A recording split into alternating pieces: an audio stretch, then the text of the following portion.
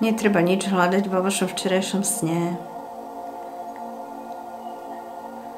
Nedá sa nič hľadať alebo ani nájsť v nejakej počítačovej hre. V podstate. No, zase hre je tiež nejaký zmysel. A ten stojí za to hľadať. No, keď vy niečo hľadáte v hre, spoznávajte, že vy to hľadáte v hre, nie v sebe. A pochopte, v čom bol teraz rozdiel medzi 3D a 4D stavom vedomia. Predtým, keď ste niekedy hľadali 3D nejaký zmysel, riešenie nejakého problému, nejaké svoje predurčenie a tie všetky ostatné veci, tak vy ste si mysleli, že to hľadáte pre seba. No ale vy ste to hľadali v hre, ale nie pre seba. Ani v sebe. Vy to môžete hľadať pre vašu osobnosť, pre tú vašu osôbku, pre tú vašu fiktívnu osôbku. Keď hľadáte vlastne pre tú vašu osôbku, tak teraz už, v tomto čase, vás to vlastne nejako nepostraší. A vás to už ani nevyvádza v tú osôbku. Vy ste spokojní z dôstojného pozorovateľa, z bytosti. Chápete? Pamätáte si, ako tie naše osôbky hrali tam tie alebo iné role. To, čo sa im predkladalo. Dali mu tomu hráčovi jablčko, dali mu pero, tak prijal pero a začal písať. Tak dali mu bičík, tak bičoval toho koníka. Ten hráč. No a tá osôbka, keď ste jej dali alkohol, tak sa dobre naslopala. A v túto chvíľočku,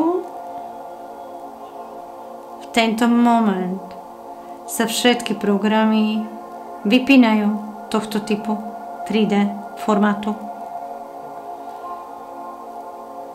A vy sa vraciate vo vašu bytosť, vo vášho pozorovateľa, dôstojného pozorovateľa. Pretože vy viete, vy už to bytostne cítite, že hráte v tohto avatara, že hráte toho hráča. A keď avatara zabolala noha, alebo sa popálila nôžka,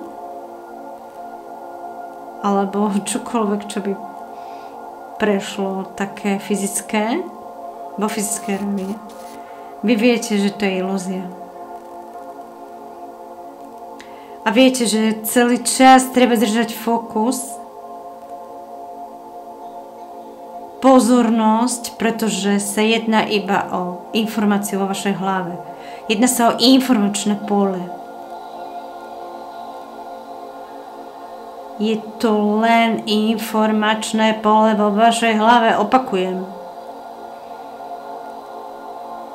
Vy si myslíte, že máte nejaké kredity, alebo že máte nejaké dlhy, alebo že vy nemáte peniaze. A kde to je? Vo vašej hlave to je. Kde sa to nachádza? Je to len informácia. A kde sa nachádza? Vo vašej hlave. Niet vo fyzickom nositeľovi preukázateľných dôkazov, že vy máte nejaký kredit alebo dlh. Nie je to toho. To neexistuje. Neexistuje to vo fyzickej rovine. Pretože neexistuje fyzicky taká matrica, ktorá by vám to fyzicky preukázala. Je to len informácia, opakujem. Nejaký váš dlh. Len sa troška zamyslíte. Predstavte si, že u niekoho leží 500 000 na účte. A u niekoho 500 000 dlhu.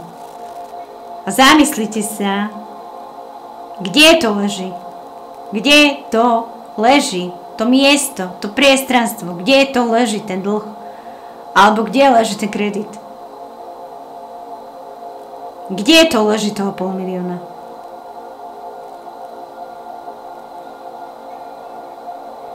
A kde leží teda tie dlhy? Čo to je teda?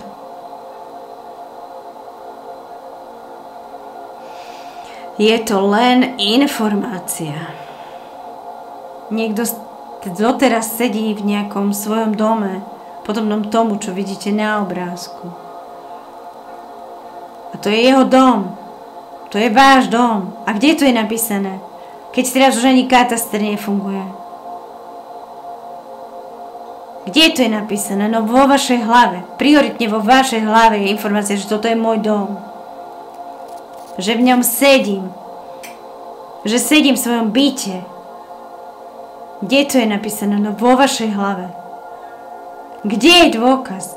Kde máte ten dôkaz? Kde to je napísané? Je to napísané akurát tak na schránke. Všetko, čo máte do dnešného momentu, to je vaše, to si nesiete. Matrica 4D kvantovej reálnosti neprepísala nič do fyzickej roviny. Veď to už aj fyzici dokázali, že vy si nevidíte ďalej od vášho nosu. Keď máte 4 nehnuteľnosti, tak bývate len v jednom dome. Lebo tomu dávate pozornosť, tam bývate. Tak čo je váš dom? Čo sú vaše nehnuteľnosti? Veď to už aj fyzika vie, že čo podsviečujete svojou pozornosťou, tá informácia sa realizuje. A teraz momentálne nevidíte si ďalej od vášho nosa, takže toto je váš dom. Toto je vaša nehnuteľnosť. Táto informácia je pravdivá. To, čo vy vidíte pred vašimi očami fyzicky. Všetko ostatné zostáva len v zakodovaní informácie.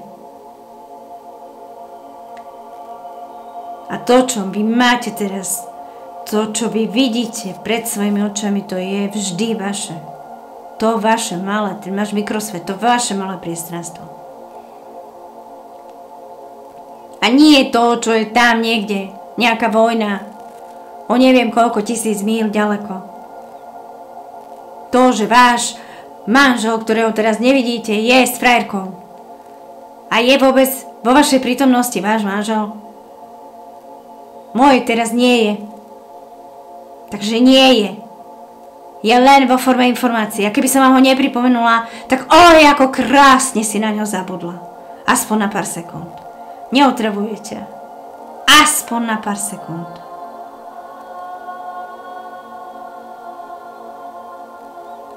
Alebo ty, čo nemáš muža, to je tiež tvoja ilúzia. V tvojej hlave, čo si nakreslila. A toto teraz treba takto prestrojiť svoje myslenie.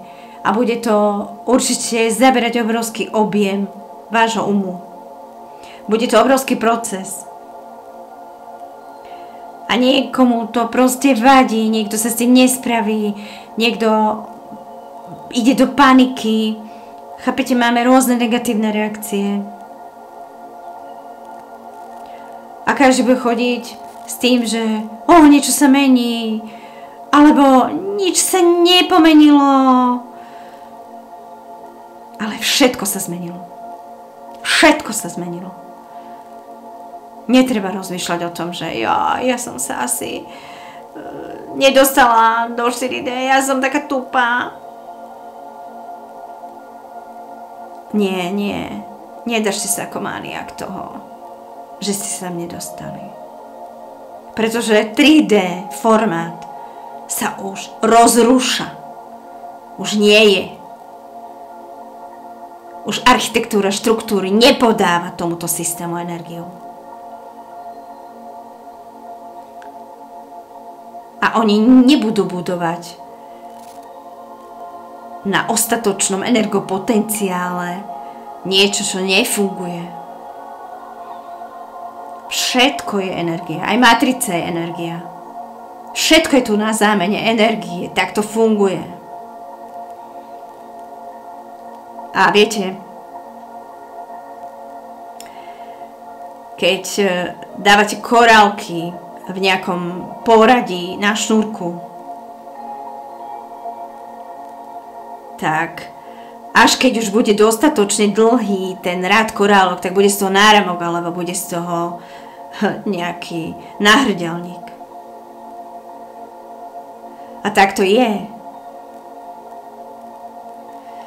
Vy ste na nejakom prvom rade, už sa rozsypali tie korálky, už sú na zemi, už to všetko prešlo a vy ešte stále sa chytáte toho, že je tam nejaká gumička, ktorá tam visí a vy na ňu znova chcete tie rozsypané korálky navliecť. Ale to sa už nedá.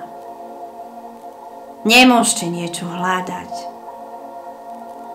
kde to nie je už podporované.